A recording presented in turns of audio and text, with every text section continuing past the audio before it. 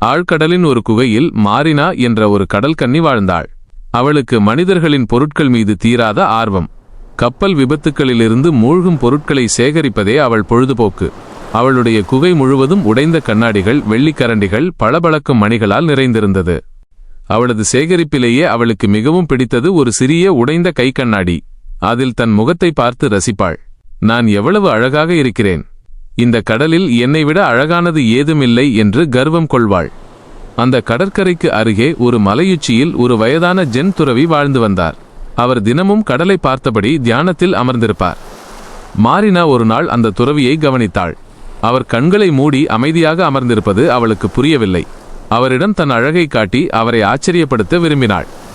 ஒரு பௌர்ணமி நாளில் அவள் தன் கை கண்ணாடியுடன் பாறை மீது ஏறி அமர்ந்தாள். துறவி தியானம் முடிந்து கண்விழித்தார். துறவியே என்றாள் மாரினா, பாருங்கள், என்னிடம் என்ன இருக்கிறது? என் அழகை இதில் நான் தினமும் காண்கிறேன். இதுதான் உலகிலேயே மதிப்புமிக்கது. அவள் கண்ணாடியை அவரிடம் நீட்டினாள். துறவி புன்னகைத்தார். அவர் அதை கையில் வாங்கவில்லை. மாறாக அவர் தன் விரலால் பறந்த அமைதியான கடலை சுட்டிக்காட்டினார். மகளே, நீ ஒரு உடைந்த கண்ணாடியில் உன் பிம்பத்தை கண்டு மகிழ்கிறாய். அது சிறியது, உடைந்தால் சிதறிவிடும் என்றார். நான் இதோ இந்த முழு பெருங்கடலையும் என் கண்ணாடியாக வைத்திருக்கிறேன். அது முழு சந்திரனையும் முழு வானத்தையும் உன் அழகையும் கூட ஒரே நேரத்தில் எனக்கு காட்டுகிறது. அது ஒருபோதும் உடையாது. அதை யாரிடமிருந்தும் திருடவும் முடியாது. மாரினா குழப்பத்துடன் அவரையும் பின்கடலையும் பார்த்தாள்.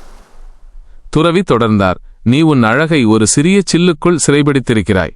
ஆனால் உண்மையான அழகு இந்த கடலை போல எல்லையற்றது. அதை பார்க்க முடியாது, அதனுடன் இருக்க மட்டுமே முடியும்.